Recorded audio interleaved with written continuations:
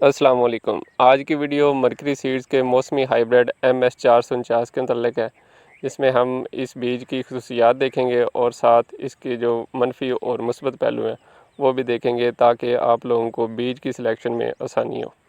MS 449 basically pioneer की 30/87 की copy है।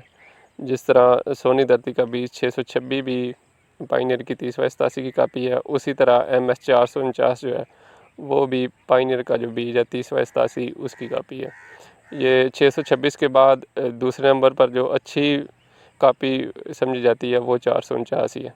इसके वक्त काश्त की बात करें तो अगर आप इसे जनूबी पंजाब में दाने के लिए काश्त करना चाहते हैं तो इसका जो आइडियल या बेहतरीन वक्त काश्त है वो 25 जुलाई से शुरू हो जाता है और 15 अगस्त तक आप इसे लगा सकते हैं।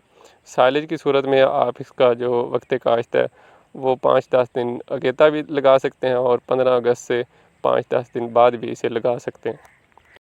इसी तरह अगर आप इसे वस्ती पंजाब में काश्त करना चाहते हैं, जिसमें सरगोदा, चिन्योट, जंग, टोबा, टेक सिंह, फैसलाबाद, ननकाना साहब, कसूर, उकाड़ा, साहिवाल और पाकपतन के इलाके शामिल हैं, तो इन इलाकों में इसका जो बेहतरीन वक्त काश्त है दाने के लिए 20 जुलाई से शुरू हो जाता है और 10 अगस्त तक इसे आप लगा सकते हैं। अगर आप इसे हरी छल्ली के लिए या साइलेज के लिए लगाना चाहें तो फिर आप इसे ज़रा अगेता भी लगा सकते हैं और ज़रा पछेता भी लगा सकते हैं।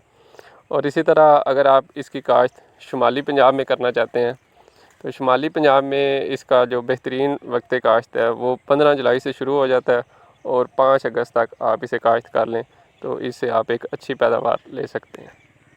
MS 449 जैसे मैंने पहले बताया 30/87 की कापी है, तो इसकी जो खसूसियात हैं वो भी 30/87 से मिलती जुलती हैं।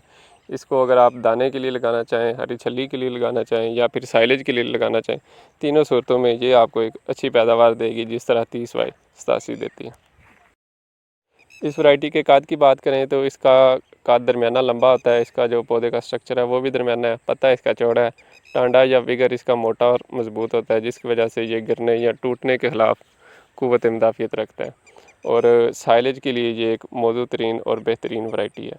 इसके फ़ी एकड़ पौधों की तादाद की बात करें तो अगर आप इसे दाने के लिए लगा रहे हैं तो फिर 32,000 पौधे फ़ी एकड़ लगाएं, जिसमें आपका लाइन का फासला तकरीबन 27 इंच और पौधे से पौधे का फासला तकरीबन 8 इंच बनेगा, या जिस हिसाब का आपका रीजर या प्लांटर है उसे एडजस्ट कर लें कि 32,000 पौधे फ़ी एकड़ लग जाएँ। और अगर आप इसे साइलेज के लिए लगाना चाहते हैं तो फिर इसके फ़ी एकड़ पौधे 35 से 37,000 कर दें, ताकि जो आपकी साइलेज की पैदावार है वो भी अच्छी आ जाए। इस वैरायटी का जो पैदावारी पोटेंशियल है वो तकरीबन 100 मन तक है। आम हालात में ये 80 से 90 मन तक आ जाती है। इसे अगर 30/87 से कंपेयर करें तो अगर आपकी 30/87 100 मन आ रही है तो उसी ज़मीन में उसी मैनेजमेंट में ये आपकी 90 से 95 मन आएगी। 5 से 10 मन फ़र्क रह ही जाता है 30/87 की निस्बत। और इस वैरायटी का जो पूरा दौरानिया है वो तकरीबन उगाव के बाद 120 दिन है, लेकिन अगर आप इसे 105 से 110 दिन पर हार्वेस्ट कर लें तो इसका जो प्री मैच्योर हार्वेस्टिंग लॉस है वो भी कम है। इसलिए ऐसे काश्तकार जो मौसमी मकई के बाद गंदम या कोई और फसल लगाना चाहते हैं तो वो ये वाली वैरायटी काश्त कर सकते हैं।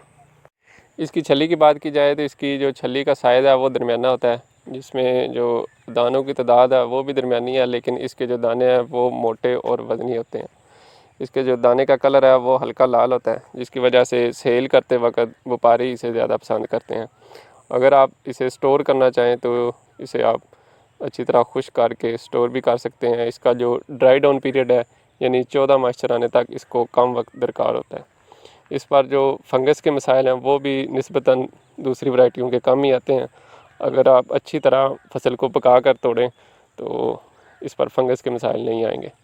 कोई भी फसल हो या कोई भी मकई की वैरायटी हो, अगर आप उसे पूरे प्रॉपर दिन देंगे तो फिर वो एक तो पैदावारी नुकसान भी नहीं करेगी और दूसरा उसमें जो फंगस के मसाइल हैं वो भी कम आते हैं। ओवरऑल देखा जाए तो MS 449 एक अच्छी वैरायटी है। ऐसे काश्तकार जो मकई के बाद गंदम या कोई और फसल लगाना चाहते हैं तो वो MS 400 साइलेज के लिए और हरी छल्ली के लिए अगर आप मकई लगाना चाह रहे हैं या अगेता साइलेज लगाना चाह रहे हैं तो फिर भी आप MS 449 लगा लें। ये आपको सस्ता भी पड़ेगा और इसकी जो एवरेज है वो भी 30/87 के आसपास आ जाती है। ओवरऑल देखें तो ये एक अच्छा बीज है। आखिर में आपसे गुजारिश है, अगर आप हमारे चैनल पर नए हैं तो चैनल को सब्सक्राइब कर लें और वीडियो को लाइक और शेयर कर दें। अगली वीडियो तक अल्लाह हाफिज़।